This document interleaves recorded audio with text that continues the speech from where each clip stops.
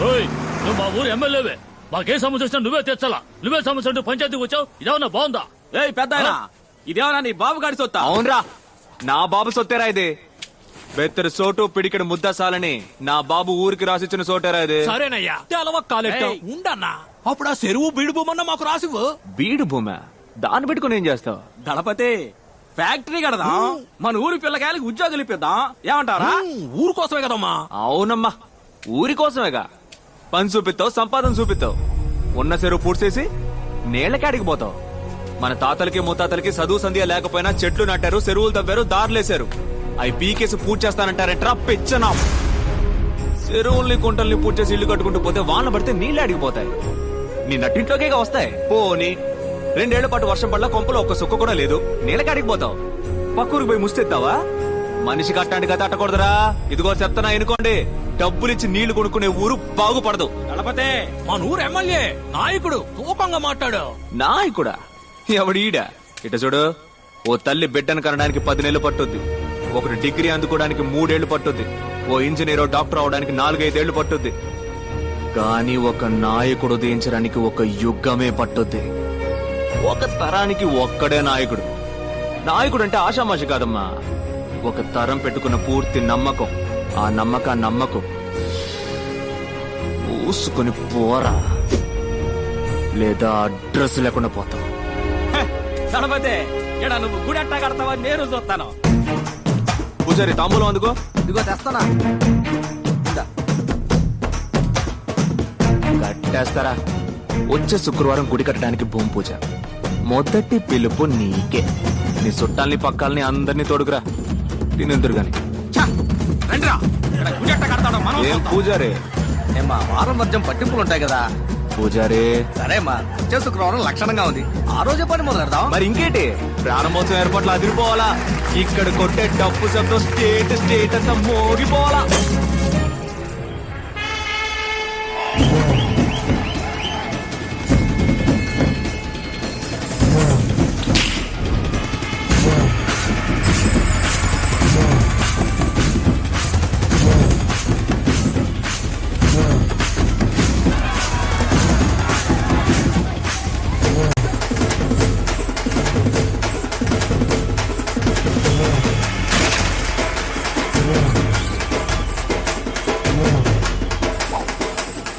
ఎక్కడ్రా నా ఐసు కనపట్టలేదు.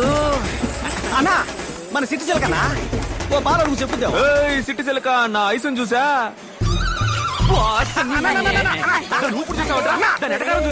ఊరు మొత్తంలో నిన్ను ఎదిరించి మాట్లాడేది సిటీ సిల్క్ ఒక్కతానా? నువ్వు నాకు మాటను ముసలి దాన్ని ఆరేసి పారేసి చీరేసి ఉతికేస్తానంతే. అది సిట్టి సిలక కాదురా, తెక్కల సిలక. ఇప్పుడు చూడు, సంబంధమే లేకుండా ఒక సామి చెప్పింది. శృంగారపాడిలో సింగారాల సంతంట, సరసాల ఏటలో సొగ్గాళ్ళ గోలంటారే బాగా. నీ శపల విజయ భార్గవ్ గారు ఎక్కడున్నా సరే పెద్దరాట్నం పక్కనున్న మామిడికాయల కొట్టు దగ్గరికి వెంటనే రావాలి. ఆపవే, ఊరంతా కుదపకే. ఏంటే మామిడికాయ కొనివ్వు. ఏందే మామిడికాయ? నాకు అన్ని పనులుంటే మైక్ లో చెప్పి పిలిపించి మామిడికాయ కొని పెట్టమంట. పిచ్చి పిల్లలా ఉంది. నీ వల్లే నేను మామిడికాయ తింటున్నాను, నువ్వే కొనివ్వు. ఏంటే మామిడికాయ?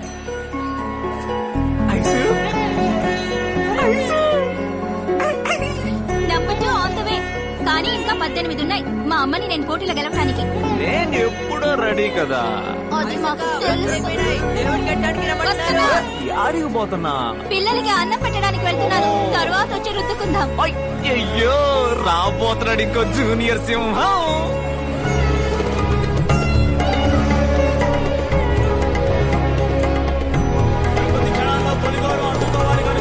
దళపతి విజయ భార్గవ్ గారు దైవ సన్నిధికి రావాలి.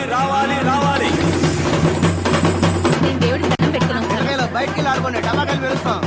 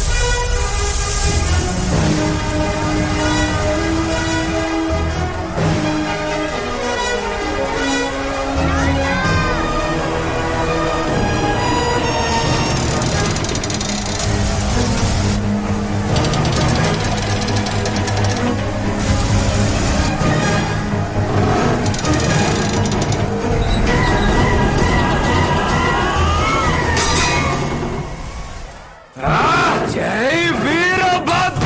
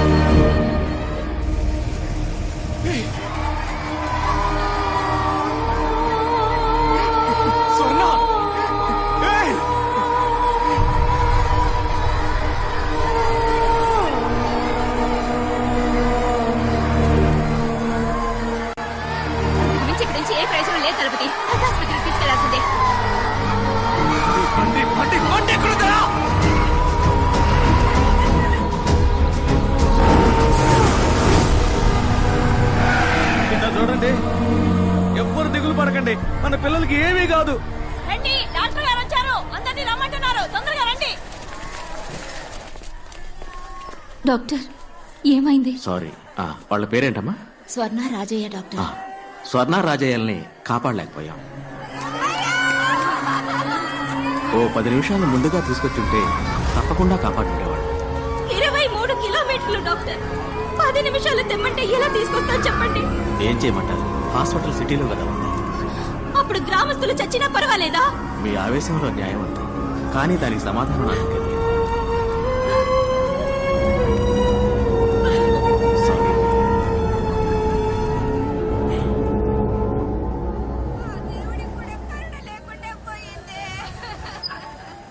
ఏదో దేవుడు కోపం వచ్చినట్టు పందిళ్ళన్నీ తగలబడి ఇన్ని ప్రాణాలు పోయినాయి.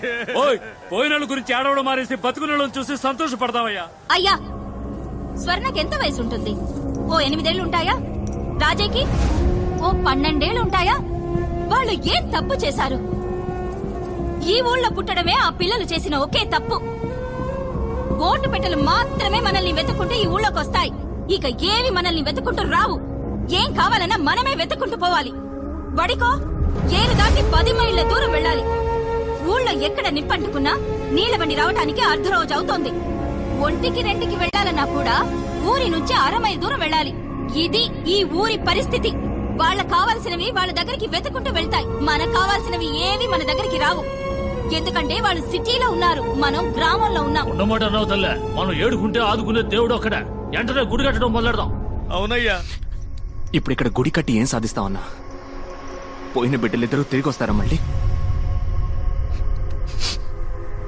అతనల్లా ఆ డాక్టరు 10 నిమిషాల ముందు తీసుకొచ్చుంటే మీకు ప్రాణాలతో దక్కేవాళ్ళని. ఇక్కడ గుడి కట్టకూడదన్నా, ఆస్పత్రి కట్టాలి. నలభదే నువ్వు కోపంలో మాట్లాడుతున్నావు. గుడి కావాలంటే కట్టేస్తాం అని ఆసుపత్రి చాలా పెద్ద విషయం.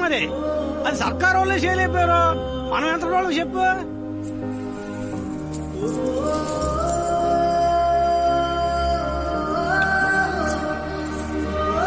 మనం మొత్తం ఆస్తి అమ్మేనా సరే ఈ ఊళ్ళో ఆస్పత్రి కడుతున్నాం. ఆస్పత్రి కట్టాలని మీరు గనక నిర్ణయించుకుంటే అది కార్యరూపం దాల్చడానికి నేను మా డీన్తో మాట్లాడతాను. వారు కూడా మీకు మళ్ళనే ఊరికి మంచి జరుగుతుందంటే మొదటి వరుసలో ఉండే మనిషి.